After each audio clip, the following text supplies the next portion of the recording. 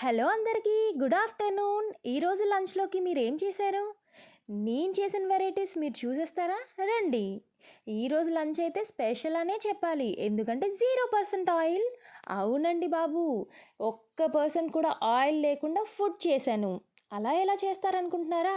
నిజమేనండి, హెల్దీగా కూడా ఫుడ్ చేసుకోవచ్చు, అది కూడా ఆయిల్ లేకుండా.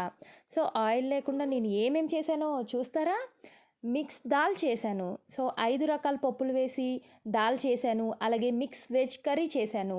సో దీంట్లో కూడా బంగాళదుంప, మటర్, క్యాప్సికమ్, గోబీ అన్నీ వేసి మిక్స్ వెజ్ కర్రీ చేశాను.